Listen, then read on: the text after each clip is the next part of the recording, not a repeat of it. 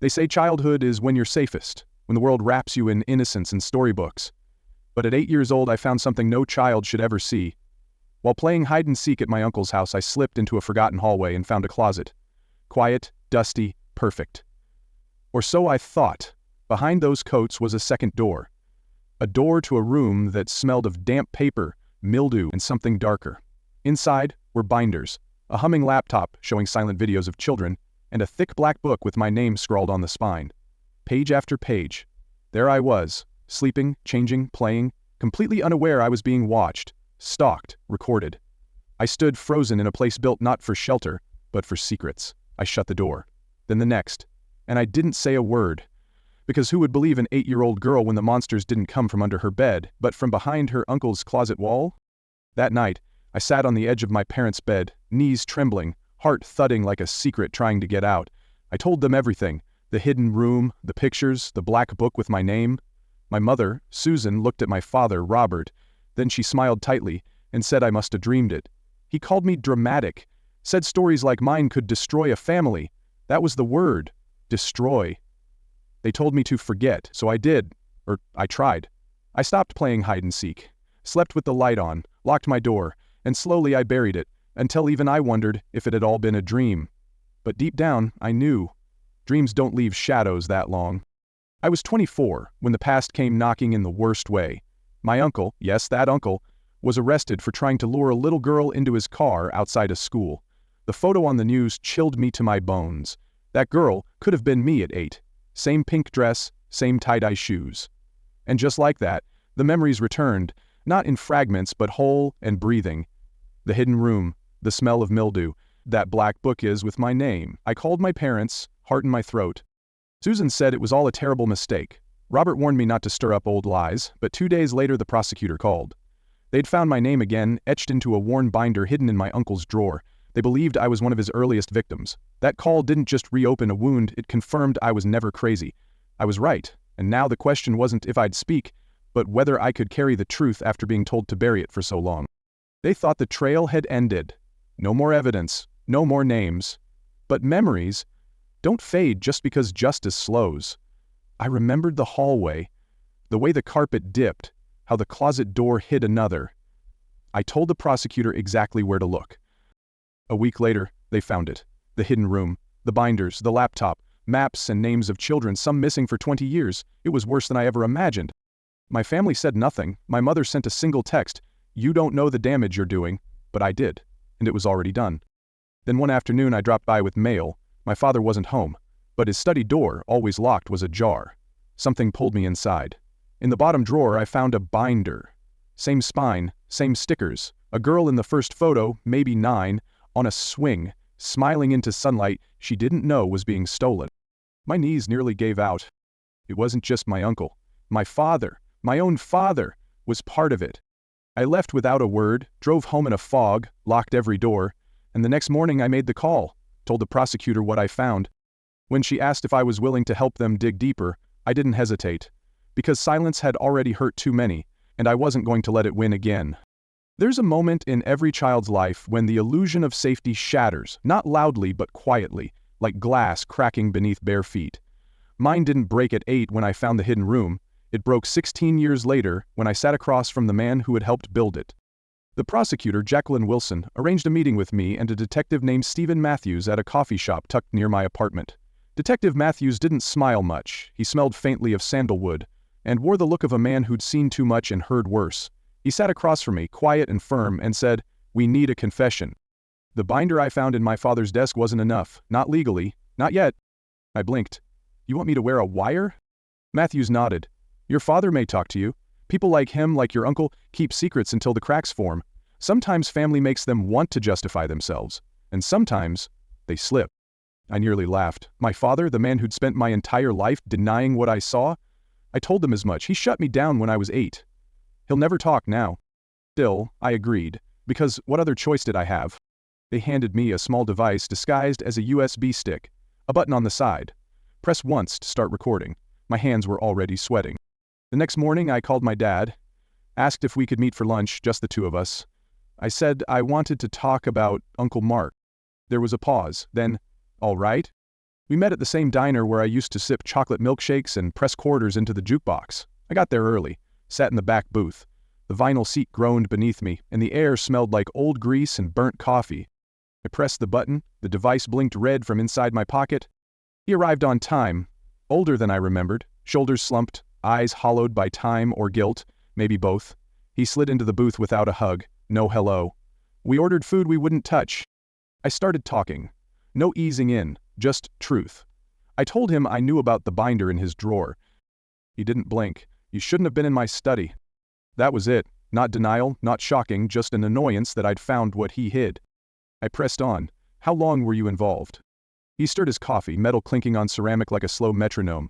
When he finally spoke, I had to lean in to hear. It started when we were kids, Mark showed me. Games. I was his first victim. He told me, in a quiet monotone, how his older brother groomed him. How he'd been taught to watch, to record, to erase the trail. At first I felt a wave of pity, for the boy he was. But then the man sitting in front of me returned. The man who hadn't stopped it. The man who'd stood by while his brother targeted me. You knew what he was, I said, my voice shaking. Why didn't you protect me? His eyes finally met mine. I thought I was. I tried to keep you away. I made sure you never went back into that room. My voice rose. But you let him into our house. You let him take pictures of me. I didn't know about the book, he whispered, not until you said something. I confronted him. He threatened to expose me if I ever talked. I sat still. Part of me wanted to believe him.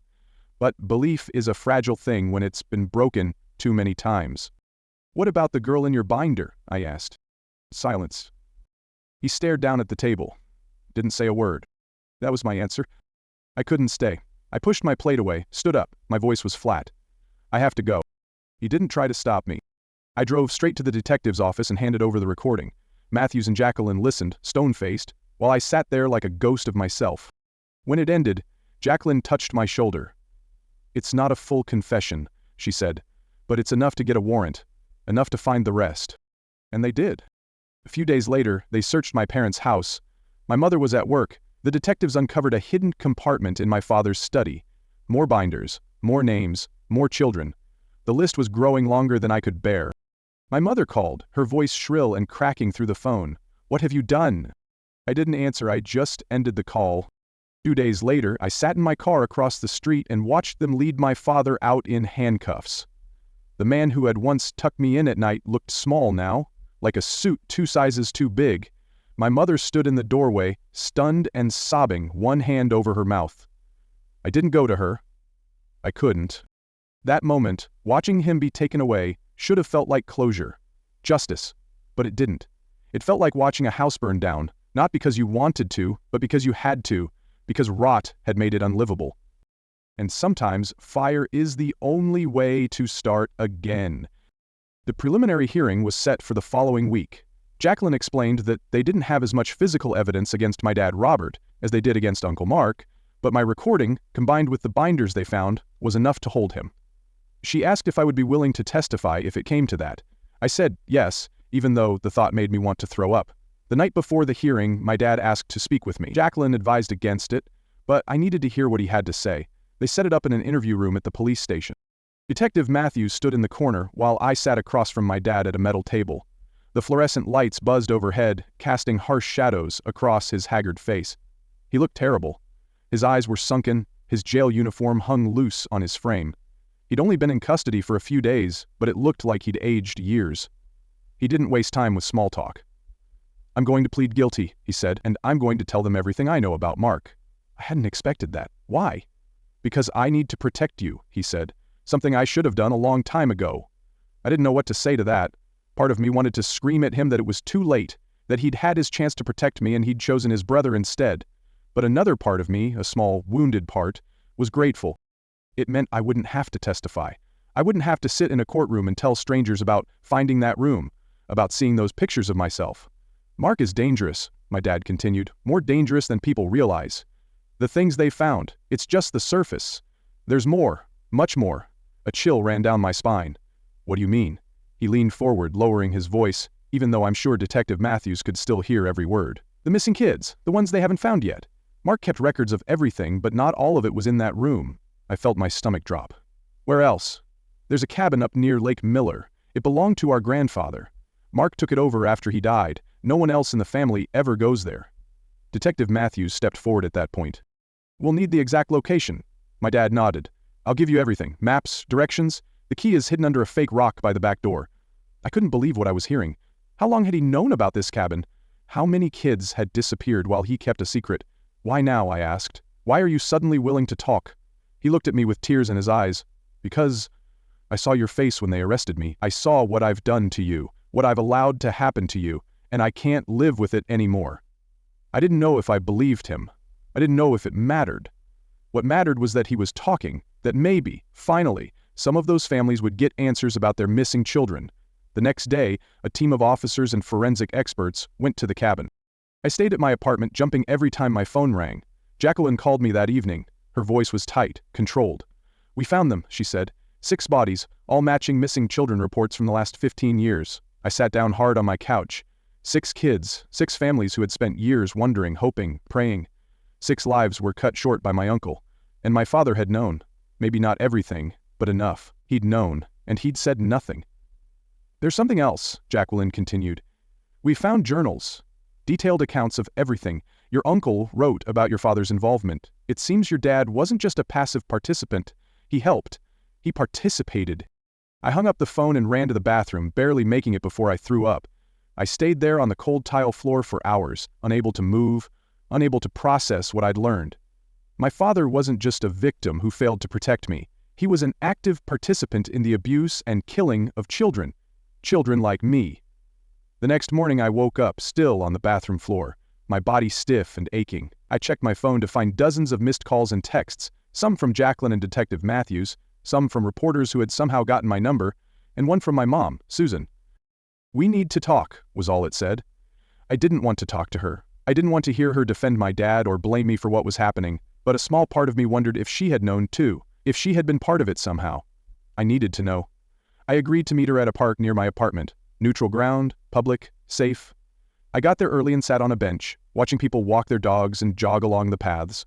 Normal people, living normal lives. I wondered if I would ever feel normal again. My mom showed up looking like she hadn't slept in days. Her hair was unwashed, her clothes were wrinkled. She sat next to me without saying hello. We both stared straight ahead for a long time. The sound of children playing on the nearby playground created a surreal backdrop to our silence. "Did you know?" I finally asked. "About Dad and Uncle Mark?" She shook her head slowly. "Not everything, not the killing, but I knew something wasn't right between them. The way Mark looked at you sometimes. The way your dad would get so angry whenever you mentioned that day you found the room, and you did nothing." I said it wasn't a question. She turned to look at me then, her eyes red-rimmed and desperate. "I was afraid of losing everything, afraid of what would happen to our family, afraid of what would happen to you if it all came out, so you let it continue. You let other kids get hurt." She flinched like I'd slapped her. "I didn't know about the other children, I swear. I didn't know how far it went. I didn't know if I believed her. I didn't know if it mattered. The damage was done. Lives were destroyed, including mine." "What happens now?" she asked, her voice small. "Now they go to prison," I said. "For a very long time, maybe forever. And us, what happens to us?" I looked at her then, really looked at her. The mother who had failed to protect me, who had chosen silence over truth, who had put her comfort above my safety, above the safety of other children. "I don't know," I said honestly. "I don't know if there is an us anymore." She started crying then, quiet sobs that shook her shoulders. I didn't comfort her. I couldn't. I just sat there feeling nothing but a strange hollow emptiness where my family used to be. The weeks that followed were a nightmare of police interviews, prosecutor meetings, and reporters camping outside my apartment. I took a leave of absence from work. I couldn't focus, couldn't sleep, couldn't eat. I lost 15 pounds in 3 weeks. My uncle's case was proceeding quickly. The evidence against him was overwhelming. My dad's case was more complicated. His lawyer was trying to paint him as a victim too. Someone who had been groomed and manipulated by his older brother. Someone who deserved leniency. I met with Jacqueline regularly to prepare for the possibility that I might need to testify. She was worried about my mental state. She suggested I see a therapist and gave me the names of people who specialized in trauma. I put the list in a drawer and didn't look at it. One night, about a month after my dad's arrest, I got a call from the county jail. It was my dad. I almost didn't accept the call, but something made me press the button. "I need to tell you something," he said without preamble. "Something I haven't told the police yet." My heart started racing. "What is it?" There's another place, another cabin near the state line. Mark owns it under a different name. There are more records there, more evidence. I felt sick. Why are you telling me this? Why not tell the police directly? He was quiet for a moment. Because I wanted you to know that I'm trying to make things right as much as I can. I know it doesn't change what happened, what I did, what I allowed to happen to you, but I need you to know that I'm trying. I didn't know what to say to that. I told him I would pass the information to Detective Matthews and hung up. I sat in the dark of my apartment for a long time after that call, trying to make sense of my feelings. I hated my dad for what he'd done, for his weakness, for his complicity. But a small part of me, a part I wasn't proud of, was grateful that he was finally doing the right thing, even if it was too late. I called Detective Matthews the next morning and told him what my dad had said. He thanked me and promised to check it out right away. 2 days later, Jacqueline called to confirm they had found the second cabin, and more evidence, more victims. The scope of my uncle's crimes was growing, becoming something almost too horrific to comprehend. My dad's preliminary hearing was scheduled for the following week. His lawyer was still pushing for a plea deal, but the prosecutor was resistant, especially with the new evidence coming to light. I wasn't sure what I wanted to happen. Part of me wanted him to face the maximum punishment possible. Another part of me just wanted it all to be over. The night before the hearing, I couldn't sleep. I paced my apartment, checking the locks over and over. Around 3:00 a.m., I found myself looking at the list of therapists Jacqueline had given me. I picked up my phone and sent an email to the first name on the list asking for an appointment. It was a small step, but it felt important somehow. An acknowledgement that I needed help, that I couldn't handle this alone. The next morning, I got dressed carefully for the hearing. I wanted to look strong, composed. I didn't want my dad or anyone else to see how broken I felt inside. I drove to the courthouse with my windows down, the cool morning air helping to clear my head. Jacqueline met me outside, her face serious. "Are you ready for this?" she asked. I nodded. Even though I wasn't sure if anyone could ever be ready for something like this. We walked into the courthouse together, past the reporters and cameras. I kept my head down, ignoring the shouted questions. Inside, I took a seat in the back of the courtroom. I didn't want to be too close. Didn't want to have to look my dad in the eye. The room filled up quickly, reporters, legal staff, and curious onlookers. My mom, Susan, came in but sat on the opposite side of the room. We didn't acknowledge each other. When they brought my dad in, I almost didn't recognize him. He looked so small in his orange jumpsuit, his shoulders hunched, his eyes downcast. He didn't look around the room, didn't try to find me in the crowd. He just sat next to his lawyer and stared at the table in front of him. The hearing proceeded quickly. The charges were read, the evidence is summarized. My dad's lawyers spoke briefly about his client's cooperation, his willingness to testify against his brother. The prosecutor countered with the severity of the crimes, the number of victims, the years of deception, and then, unexpectedly, my dad asked to speak. The judge allowed it, though he looked skeptical. My dad stood up slowly, his hands shaking. He didn't use notes. He just spoke, his voice quiet but clear in the hushed courtroom. "I know that nothing I say can undo what I've done," he began. "I know that I don't deserve forgiveness or mercy, but I want the court to know that I am pleading guilty, not as part of any deal, not to get a lighter sentence, but because it's the right thing to do, because those families deserve the truth, because my daughter, Lily, deserves the truth." He looked up then, scanning the room until he found me. Our eyes met for a brief moment, before I looked away. I couldn't bear to hold his gaze. I failed as a brother when I didn't stop Mark, failed as a father when I didn't protect my child. I failed as a human being when I participated in these horrible acts. I accept whatever punishment the court decides is appropriate. All I ask is that my cooperation be taken into account, not for my benefit, but to ensure that Mark never has the opportunity to hurt another child again. The courtroom was silent when he finished. I sat there, tears streaming down my face, unsure of what I was feeling. Relief? Anger? A twisted kind of closure? Maybe all of those things at once. The judge thanked my dad for his statement and announced that formal sentencing would take place after a pre-sentence investigation. My dad was led away, back to his cell to await his fate. I watched him go.